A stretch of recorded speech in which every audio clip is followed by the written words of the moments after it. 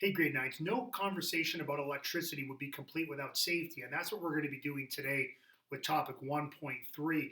Um, we use electricity every day, it's all around us. And for the most part, there's really no issue with safety, provided that the proper safety devices are in place in your homes or in businesses in our community. And as long as we treat electricity with respect. So today's conversation is going to be about some of the safety features that we put into electrical circuits to prevent bad things from happening to us when we interact with those circuits, and also things that can prevent us from getting, I guess, hurt through electrical discharges, maybe through lightning. And we'll discuss that a little bit today as well. What you can do in, let's say, a lightning storm, and things that are placed in place to prevent us from getting hit by lightning. But let's first talk about safety when it comes to current electricity. And humans, like all animals, have a lot of water in us. We have a lot of dissolved ionic compounds in us. We have salts, sodium chloride, all sorts of salts that are inside of our bodies. And we know that ionic compounds in aqueous solutions are very conductive.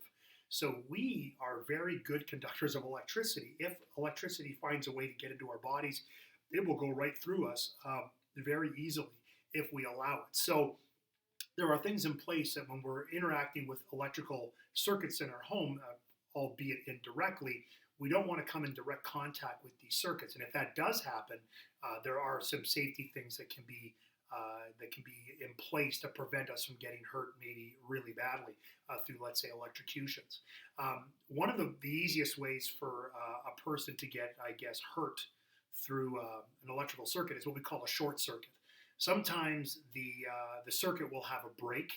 The example would be a frayed cord. If you have a frayed cord on an electrical appliance or a device in your home, you shouldn't be using that cord because you're exposing the conductive wire underneath. And if you were to actually touch that wire, the charged particles that are moving through that circuit would actually find you a very easy path to move through. And these charged particles aren't playing favorites. They're just looking for the easiest way to go from wherever they're heading to wherever they're going. And if you're the fastest way or the easiest way for them to complete the circuit, they're going to go right through you, and that's when a person will get electrocuted. So a short circuit, as you can see on the notes on this page, is basically a break in the circuit where the charged particles will basically jump a part of the circuit, and if you're in the way, then you become the method by which those particles move from one side of the circuit to another. Now, there are many things in place to protect us from short circuits. I mean, obviously, the one I just mentioned, where you've got insulators on your cables. We talked about this last day, that a circuit requires four things. You need a conductive wire, you need an energy source, you need a load, and you need a switch. Well, the conductor can't just be fully exposed. If that wire is exposed and anyone touches that wire, then the charged particles that are moving through that wire are going to transfer to you. So what we do in a lot of cases when these wires are exposed, let's say on a electrical device that's in your house, that isn't inside the walls. These aren't the wires that are inside your walls, but these would be cords that are, maybe plugged into your TV, into a lamp, like a can opener or something like that. These cables have to be protected.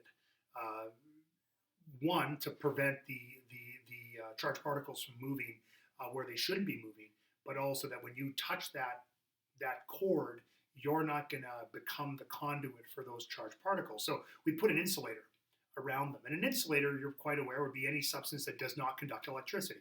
A conductor conducts electricity. An insulator does not conduct electricity. And you discovered in Unit B what make really good insulators. Well, non-metals. That's why you find a lot of times they're rubber that are used. You wouldn't want a metal wrapped around an electrical cord, because metals are going to be conductors of electricity. That would defeat the purpose. You want something that is not going to conduct electricity to wrap around that cord. So that is why we have these rubber jackets around our wires in our homes, because they are insulators and they're going to prevent a short circuit, provided that that jacket doesn't get frayed, and then you have a possibility of the charged particles then moving out of the circuit into another object that can then conduct those charged particles, like maybe you or I.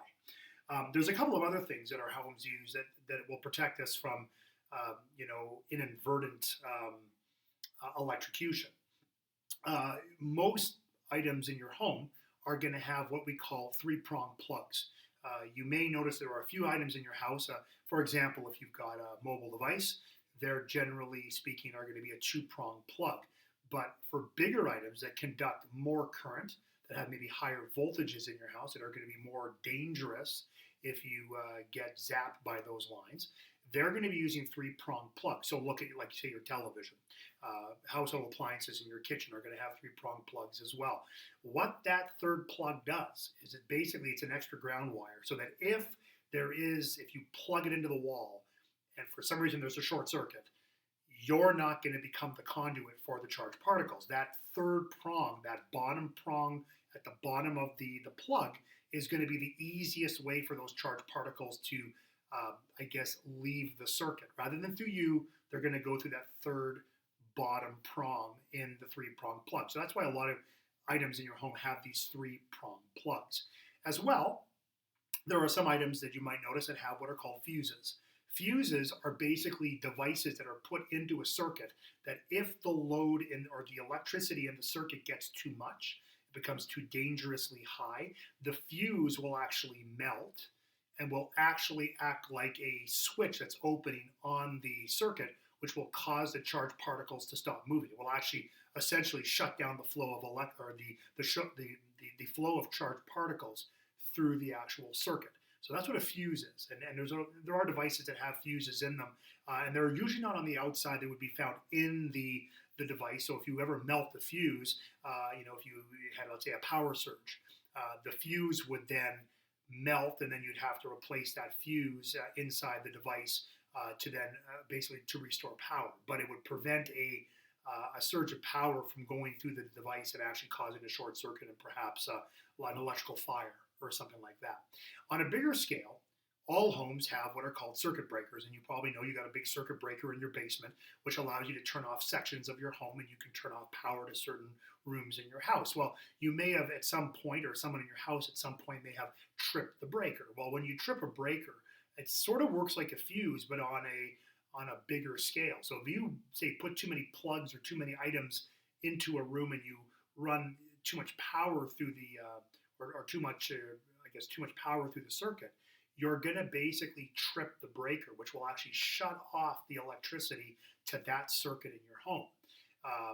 Once the devices are all removed off the circuit, you can then go to your basement, go to your circuit panel or your circuit breaker, and then basically flick the switch to basically turn power back on again.